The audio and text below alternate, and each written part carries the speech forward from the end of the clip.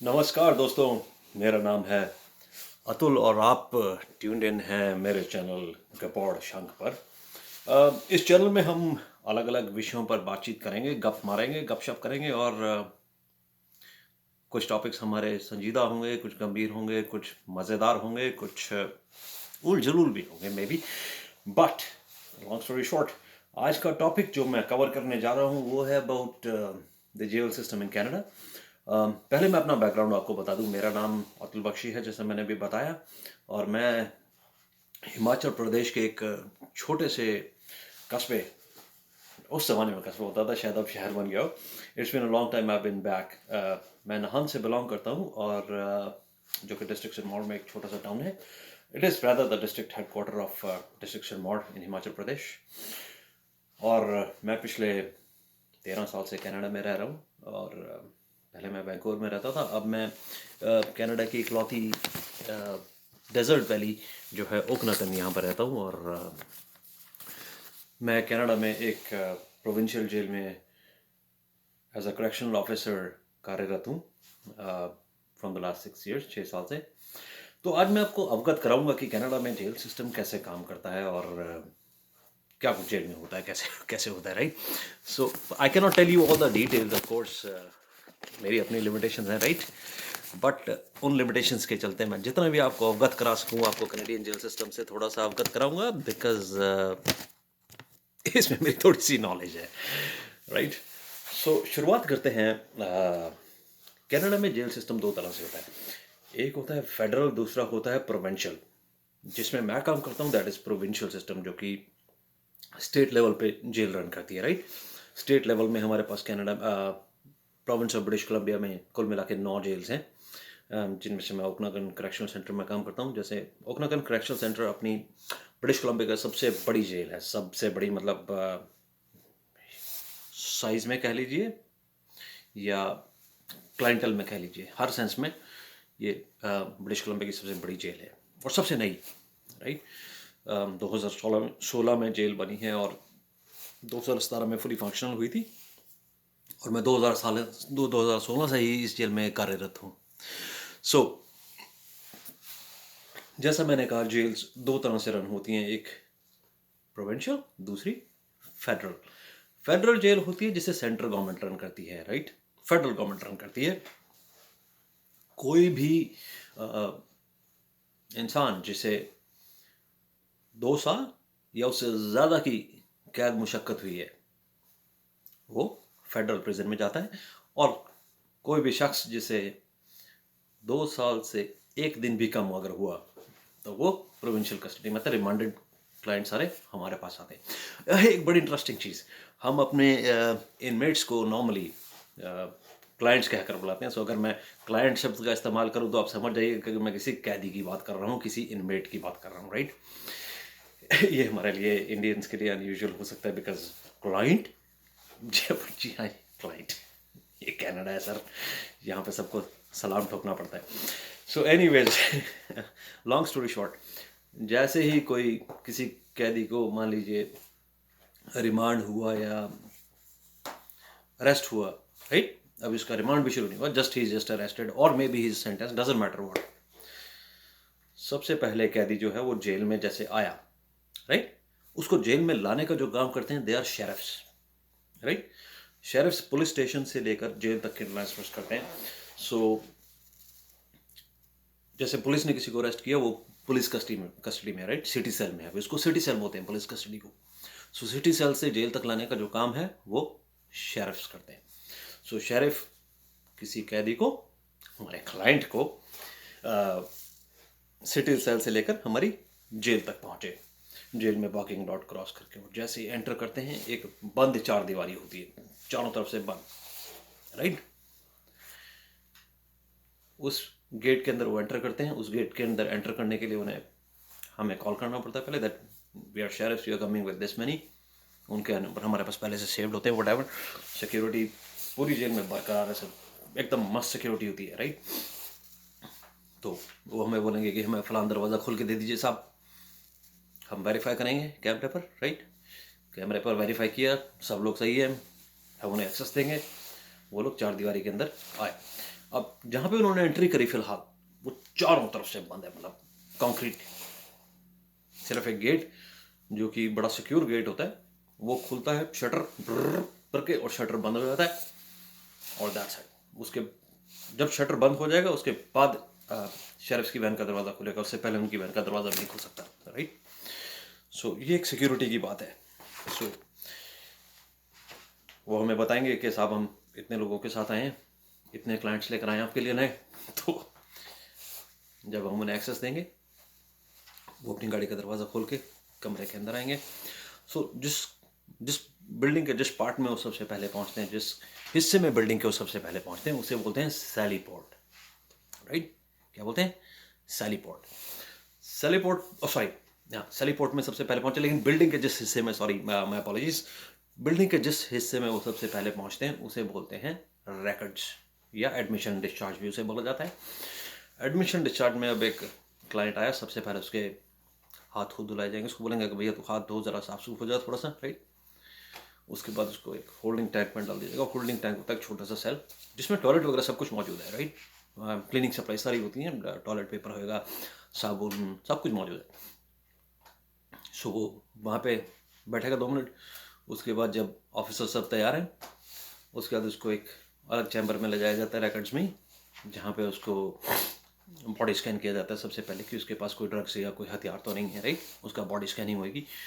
उसके बाद उसके जितने भी जो भी उसकी पर्सनल बिलोंगिंग्स थी, उसके अपने कपड़े, जूते, cigarette, lighter, what ever he had, money, wallet, वो सब को एक बैग के अंदर सील कर दिया जाता है, राइट। वो बैग उसके सामने सील होता है।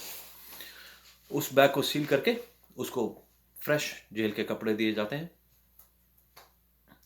कच्छे से लेकर मोजे तक, जूते से लेकर बनियान तक, सब कुछ उसको मुहैया कराया जाएगा, ब्रांड न्यू।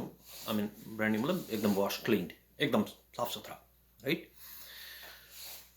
उसके बाद जब वो तैयार हो गया, वो क्लासिफिकेशन अफसर के पास जाता है। क्लासिफिकेशन अफसर एक सुपरवाइजर लेवल का अफसर होता है जो कि ट्रेंड होते हैं इंटरव्यूइंग में, राइट।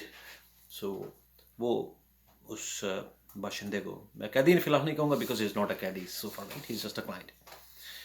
सो उसकी इंटरव्यू होती है। उसकी इंटरव्यू में से पूछा जाता है भाई तेरा हिसाब किताब क्या है, उसके क्रिमिनल रिकॉर्ड चेक किया जाता है, उसके गैंग एफिलिएशंस देखी जाती हैं, उसकी बिहेवियर देखा जाता है, उसकी विड्रॉल्स देखे जाते हैं, क्योंकि अमूमन तौर पे जो कैदी आते हैं they are on drugs, right. Most of them are drug addicts.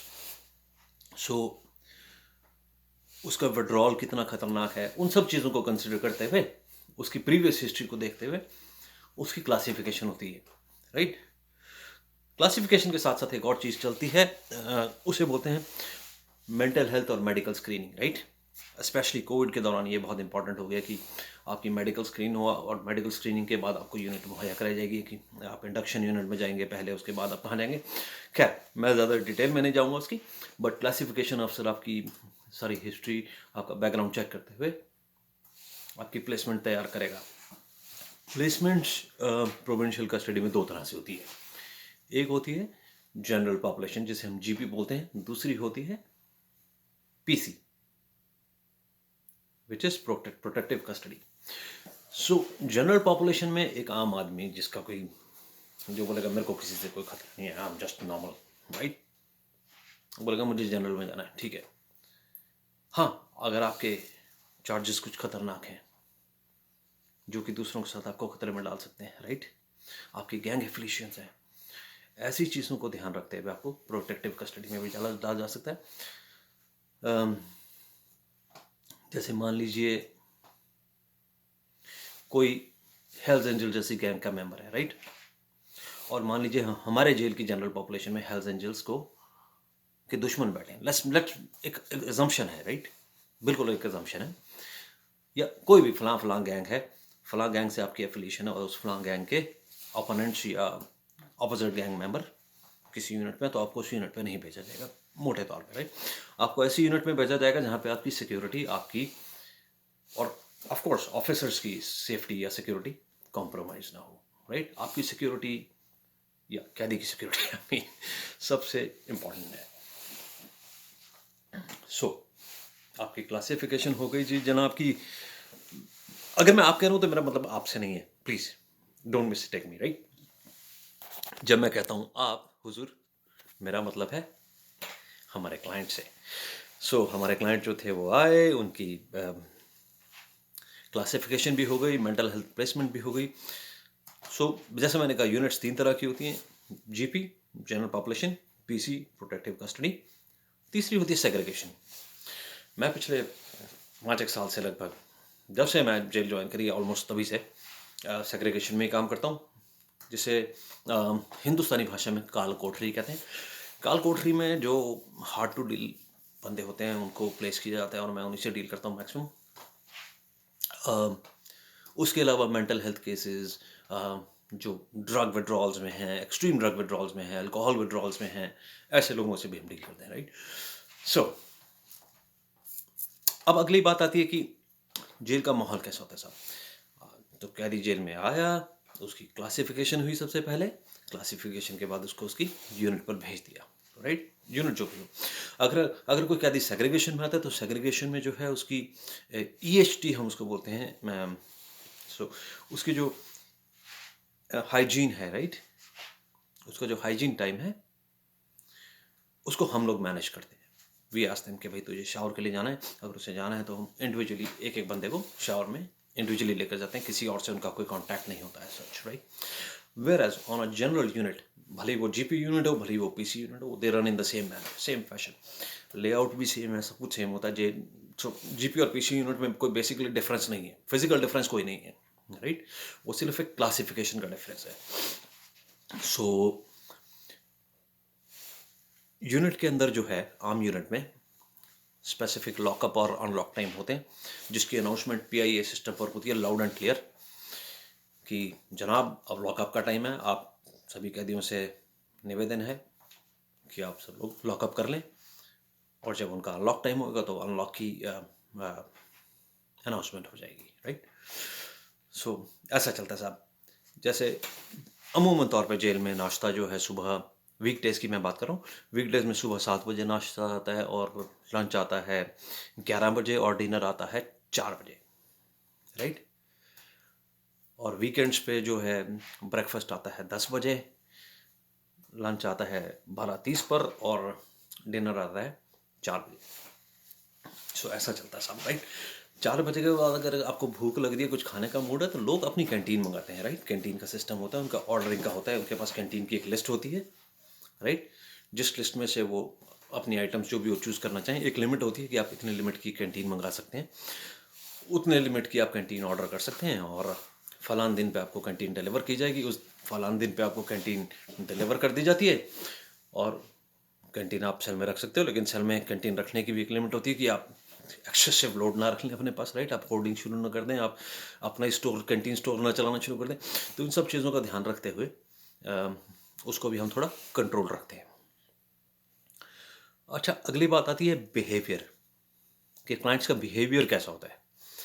अमूमन तौर पर देखिए, ये मेरी अवमानना है, हो सकता है मैं बहुत लोगों से कॉन्ट्राडिक्ट करूं, हो सकता है मैं, बहुत लोग मुझसे एग्री भी ना करें, मगर मेरी अवमानना है कि अगर किसी इंसान ने अपनी लाइफ में सिर्फ नेगेटिव देखा है राइट फ्रॉम हिज चाइल्डहुड, आप उससे कितना पॉजिटिव एक्सपेक्ट करते हो, राइट? सोचने की बात है।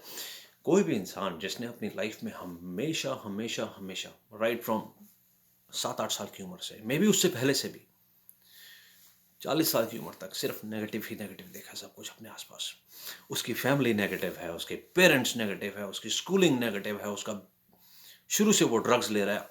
सोचिए, कोई आदमी 11 साल की उम्र से ड्रग्स ले रहा है, 40 साल का हो गया, उसके दिमाग में बचा थोड़ी है कुछ।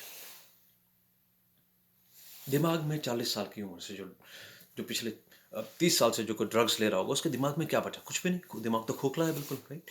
आप उनसे बहुत ज़्यादा, मेरी उम्मीद नहीं रहती बिहेवियर की, राइट? बट मैं ये एक्सपेक्ट करता हूँ कि अगर मैं आपको तमीज़ से पेश आ रहा हूँ तो आप मुझसे तमीज़ से पेश आइए। अगर मैं आपकी हेल्प कर रहा हूँ तो आप उसको समझें।